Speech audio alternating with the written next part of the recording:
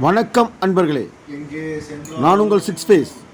நம்ம இன்றைக்கி என்ன செய்ய போகிறோன்னா பருப்பு அடை தாங்க செய்ய போகிறோம். அதை எப்படி செய்யலான்னு பார்க்கலாம் வாங்க. ஒரு கப் அரிசி எடுத்துக்கலாங்க. ஒரு 4 மணி நேரம் தண்ணி ஊற்றி 4லேருந்து 5 மணி நேரம் ஊற வச்சுக்கலாங்க. துவரம் பருப்புங்க, இந்த கப்பில் அரை கப்பு துவரம் பருப்பு எடுத்துக்கலாம். அதே கப்பில் இன்னொரு அரை கப்பு வந்து பைத்தம் பருப்பு எடுத்துக்கலாம்.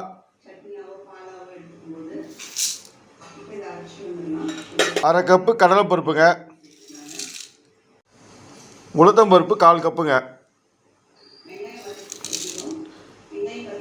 இது எல்லாத்தையும் வந்து ஒரு 1 மணிலேருந்து 2 மணி நேரம் ஊற வச்சுக்கலாங்க.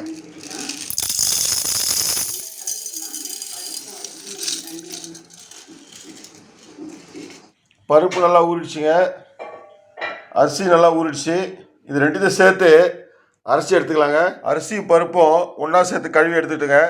அரிசி நல்லா அரைச்சி மாவாக்கிக்கணுங்க. இப்போது மாவுக்கு தாளிப்பு போடணுங்க. அதனால் வெங்காயம், பச்சை மிளகாய், கறிவேப்பிலை, கொத்தமல்லி கட் பண்ணி எடுத்துக்கிட்டேங்க.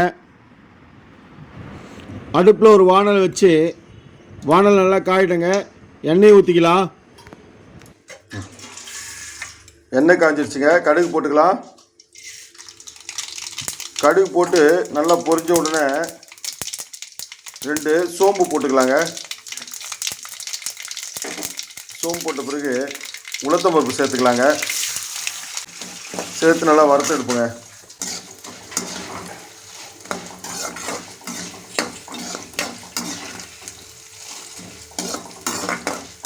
நல்லா வறுத்துடுச்சுங்க. இப்போ வெங்காயத்தை சேர்த்துக்கலாம். அதில் வெங்காயத்தை சேர்த்து நல்லா வதக்கி எடுக்கலாங்க.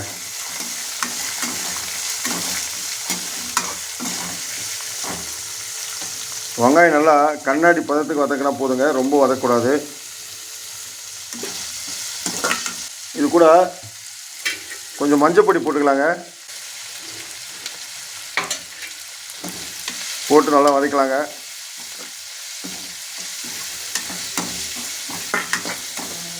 பச்சை மிளகாய் சேர்த்துக்கலாங்க. பச்சை மிளகாய் சேர்த்து கூட வந்து கறிவேப்பிலையும் சேர்த்துக்கலாங்க.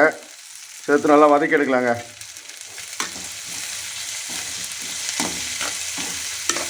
இது நம்ம அரைச்சி வச்சுக்கிற மாவுக்கு தாளிப்புங்க.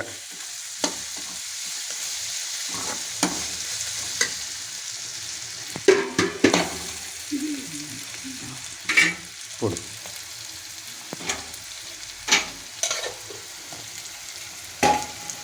பாருங்கள் எந்த அளவுக்கு நம்ம வதக்கி எடுக்கணும் பாருங்கள். தாளிப்பு போயிட்டுங்க. இப்போ கொத்தமல்லி சேர்த்துக்கலாம்.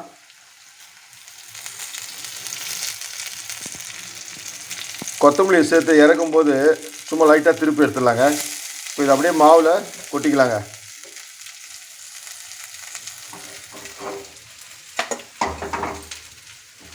இப்போ தாளிப்பு இந்த மாவில் போட்டுக்கலாங்க.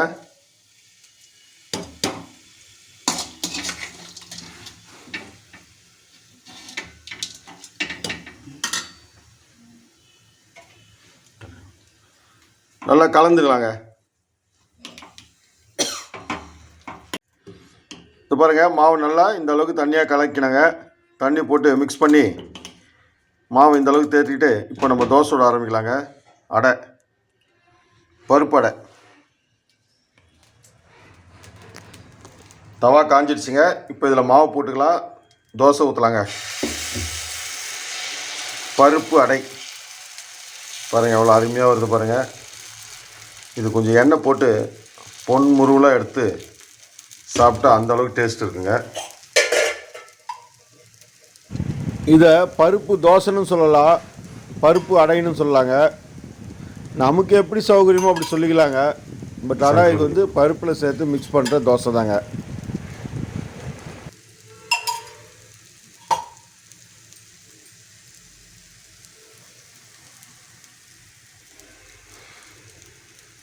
இதை ரொம்ப தீ கம்மியாக வச்சு தாங்க வேக வைக்கணும். அப்போ தான் நல்லா முருவலாக இருக்கும். நீங்கள் அதிகமாக தீ வச்சிங்கன்னா கருத்து போகுங்க. இது சாப்பிட அவ்வளோ அருமையாக இருக்குங்க. நீங்கள் ஒரு முறை செஞ்சு பாருங்கள். அதுக்கப்புறம் மீண்டும் மீண்டும் இதை செய்கிற மாதிரி ஒரு தோணுங்க. நம்ம சேனலை லைக் பண்ணுங்கள், ஷேர் பண்ணுங்கள், கூடவே சப்ஸ்கிரைப் பண்ணுங்கள். பெல் பட்டனை அழுத்த மறந்துடாதீங்க. பாருங்கள், ஓரளவுக்கு வந்துடுச்சுங்க. இப்போது இதை அப்படியே திருப்பிக்கலாங்க.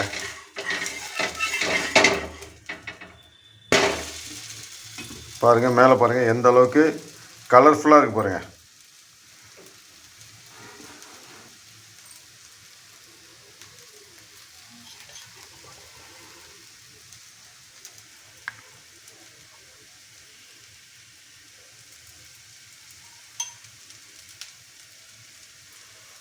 திருப்பி போட்டு கொஞ்சம் லைட்டாக எண்ணெய் போட்டுக்கலாங்க.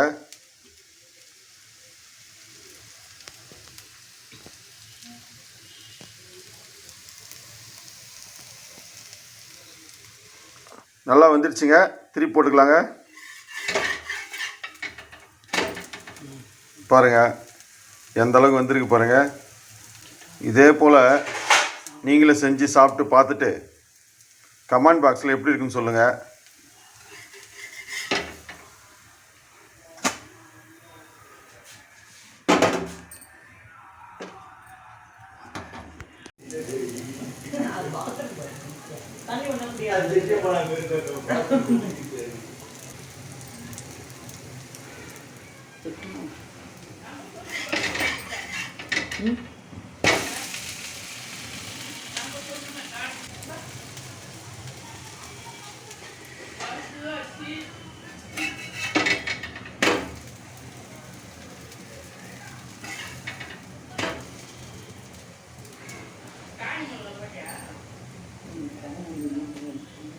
வந்துடுச்சுங்க. இப்போ எடுத்துடலாம் இதை.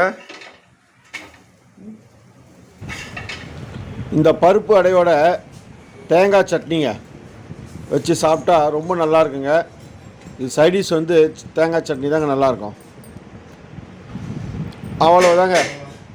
நம்ம அடுத்த வீடியோவில் சந்திக்கலாம். அனைவருக்கும் வணக்கம்.